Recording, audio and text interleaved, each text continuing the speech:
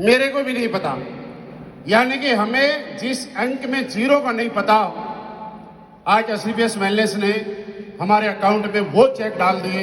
इससे बड़ा अचीवमेंट, इससे बड़ा मोटिवेशन हमारे लिए कुछ नहीं हो सकता। दोस्त, आपके अपलाइनों ने आपको यहाँ पे बुलाया गया होगा कि बस एक बार आप इस इवेंट में आओ, आपकी टीम मोटिवेट हो जाएगी, ये होगा वो होगा।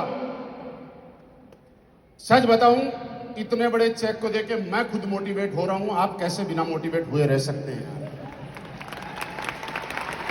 ये मतलब रियली मैं बताऊं कि मैंने नहीं सोचा था, लेकिन मैं ये बताना चाहता हूं कि आज हम लोग कैसे कैसे, टाइम कितना होगा मेरे पास?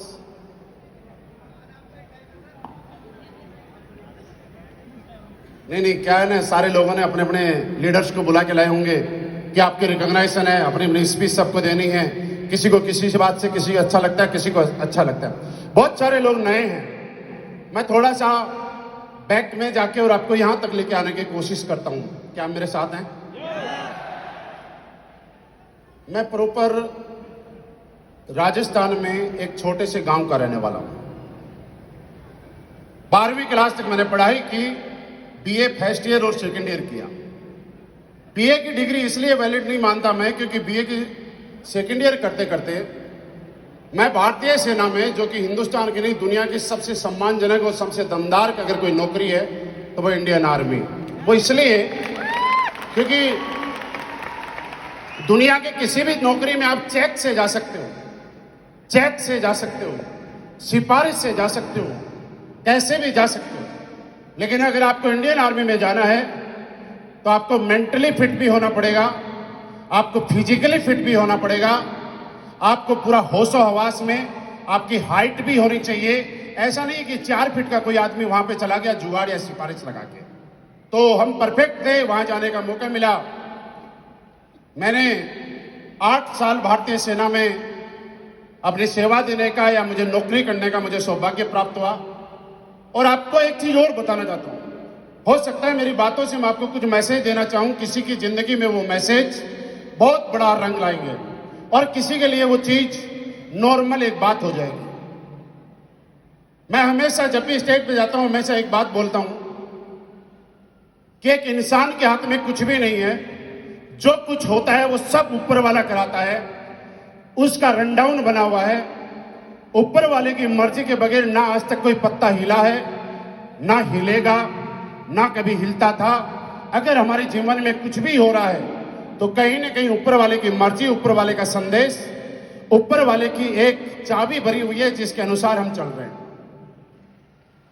सुंदर है ये। कैसे कैसे मैं बताऊं, कैसे मैं बताऊं? आपने बहुत सारे लोगों को यहां पे आने के लिए बोला होगा, कुछ लोग तैयार थे, रिजर्वेशन हो गया, टिकट हो गया। लेकिन याद करो आपकी टीम में कई लोग ऐसे होंगे जिनका जीरो टाइम पे कोई ऐसा काम आ गया कि उनको इस प्रोग्राम में आए बगैर रहना पड़ा। मैं सही बोल रहा हूं? यानी हम चाहते थे, वो चाहते थे, लेकिन वो नहीं चाहता था। अगर आपके साथ कोई नहीं आ रहा है तो ये मत समझिए कि वो नहीं चाहता, आप नहीं चाहते, वो नहीं चाहता, उसके बगैर कुछ नहीं होता। हमें ऐसा लगता है कि हमारी वजह से हो रहा है। नो, सब ऊपर वाले थे। जम्मू कश्मीर में मैं पोस्टेड था। जम्मू कश्मीर से नजदीक में उत्तर प्रदेश में एक मेरठ जगह है, आपने सुना है मेरठ का नाम? ऐसा बोला जाता है हिंदुस्तान में 1857 की जो क्रांति थी, आजादी दिलाने की भारत की, वहीं से शुरुआत हुई थी। सब लोगों ने सुना है। और मेरी जिंदगी में आर्थिक आजादी दिलाने का काम भी उसी धरती से शुरुआत हुई थी, वहां से शुरुआत हुई। और मैं कैसे बता रहा हूं, मैं वो इंसान हूं जिसको कोई प्लान देने नहीं आया, मैं प्लान लेने गया। आर्मी में रहते हैं 800-900 लोग, आर्मी की यूनिट में रहते हैं। और जब एक्सरसाइज वगैरह, आपने कभी राजस्थान हरियाणा इस साइड के लोग हो तो आपने देखा होगा आर्मी के टैंक वगैरह, गाड़ियां वगैरह कभी जैसलमेर बाड़मेर साइड में एक्सरसाइज के लिए जाती है तो लिमिटेड लोग बटालियन में रहा करते हैं। ऐसा आप लोगों ने देखा है ना? तो मैं उन लिमिटेड लोगों में था। दोपहर के टाइम पे समय ऐसा है कि खाना खाने जा रहा था फौज के रेस्टोरेंट में। फौज की भाषा में उसको लंगर बोला जाता है और वैसे फौज का रेस्टोरेंट समझ सकते हैं।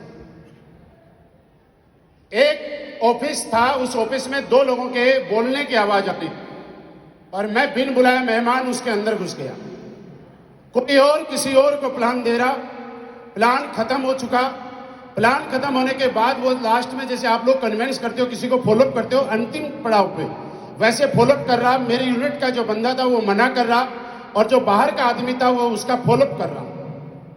फॉलोअप करते करते मेरी यूनिट वाले ने बिल्कुल मना कर दिया कि मुझे ज्वाइन नहीं होना, लेकिन सामने वाले ने कोई ऐसी बात बताई कि इस काम को करके कुछ लोगों की जिंदगी बदल गई, कुछ लोगों की फोटो दिखाए। उन्होंने बोला सच में ऐसा है? बोला हाँ सर सच में ऐसा है। मैंने कहा अगर ऐसा है तो सबसे पहले मेरी ज्वाइनिंग लगाओ।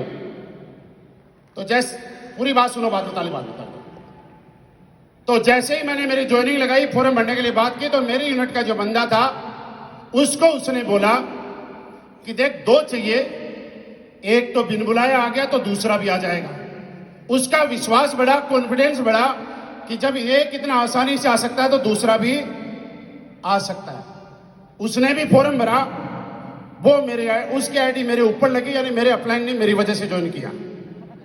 ऐसे समझो आप।